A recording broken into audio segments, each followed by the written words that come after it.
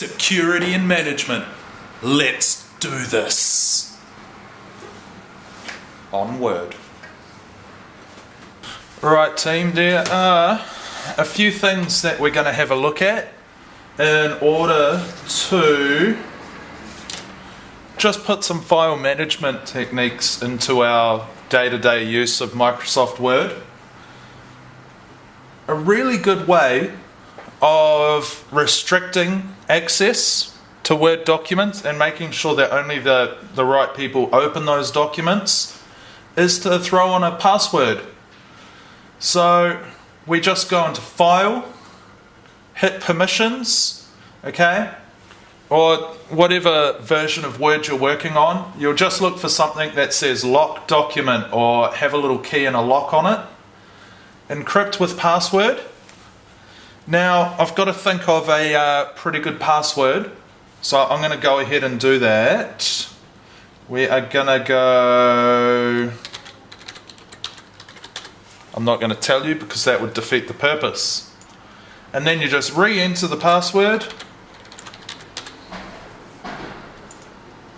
So now a password is required to open the document. So now let's try and open the document again. I have to put in a password.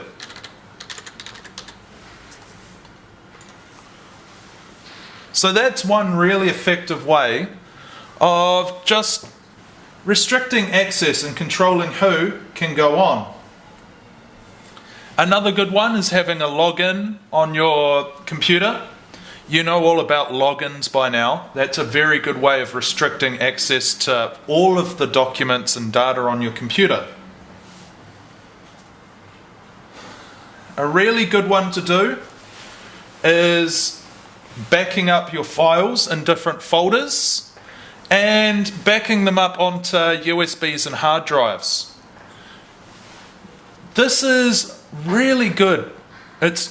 I really recommend that you do this. It's not for, say, protecting your document from unwanted users, but it's in case something bad happens, say your computer breaks or there's an earthquake, something like that, something happens to your data, you've got that backup, okay? So save things into different folders, save them onto different devices. I really can't emphasize enough how important that is, guys, okay? A good folder structure is very important, guys, okay? So it's very, very important because it means that you can remember where your stuff is. So let's say that you're creating a level 2 qualification. You have that folder labeled nicely, level 2 skills in computing, level 2 foundation skills in computing, and then in that folder you have everything labeled by the different modules. Now obviously you're not writing a qualification like I am, you are doing work, you are actually doing that qualification. So what I would do is I'd make a new folder, okay, and I would say pop your name in there and what qualification you're doing, level 2 or level 3 if you're watching this as a level 3 learner, okay, and then within that what you can do is you can divide it up by module, so module 1 or module 2, module 3, module 4, module 5, okay? And then within those folders, you can say Word. So you saw all of your Word documents in there. You can go PowerPoint. Save all of your PowerPoint documents in there. And so you'd make a huge, well not a huge, you'd just make a number of folders for each different software that you use. This is going to really help your tutor out, okay? Another way that you want to help your tutor out and just make sure that you are keeping track of which documents are which is by giving them proper names or good names, okay? So let's say I'm going to save this file into the folder I've just created. Okay.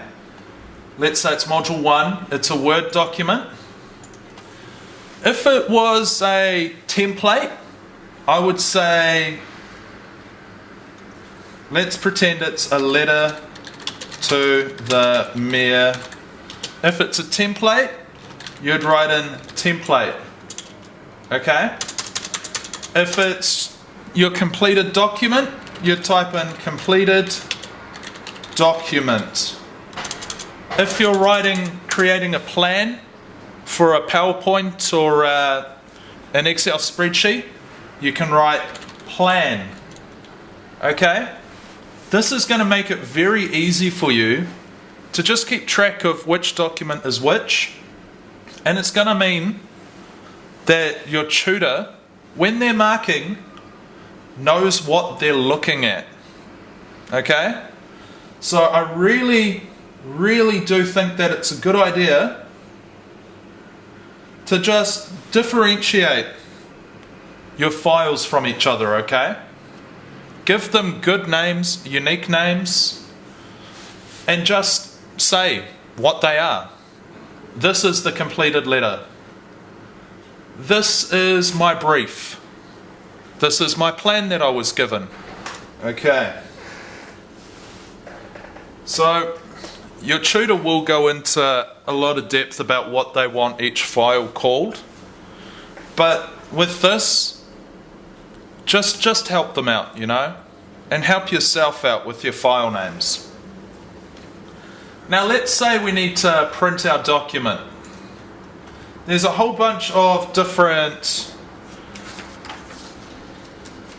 options we can have a look at. Right? So, what is it that we actually want to print? Do we want to print all of the pages in the document? In this case, all 8 pages. Do we want to just highlight some text and then print that selected text and nothing else? Or do we want to just print the current page that we're on? This is all stuff that we can do. Over here is our print preview.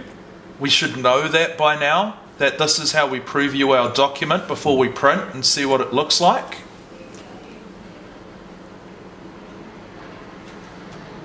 We can say print one-sided, or we can print on both sides of the page. I usually print on both sides of the page just so that we're saving paper. But there's a whole bunch of different stuff you can do. You can print out multiple copies. So let's say I wanted to print out 6 copies of this entire document. I can do that. Or I want to print 6 copies of the text that I selected. That's doable as well.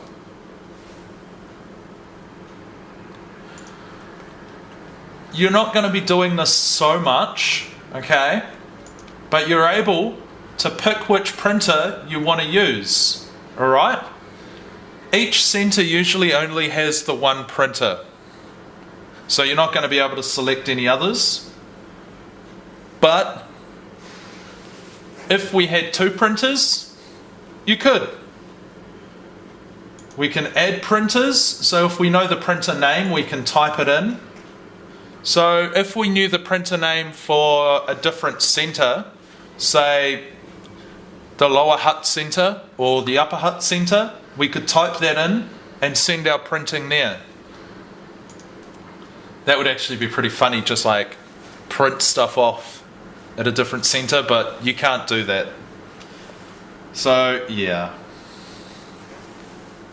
Right, let's go and have a look at how to do a couple of different things with the printer. Right, so this is the printer. We've seen the printer before. In order to change the paper, we just come down here, open up one of the drawers, and you can see that we can easily add paper to the trays.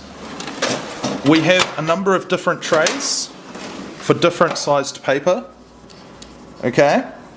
And in order to use those different trays, we just, when we're selecting our printing settings, just change the size of the paper.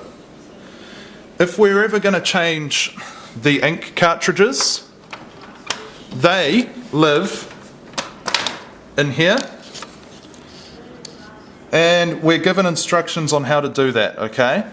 You just go, grab, twist, and pull out, and then pop in the replacement cartridge.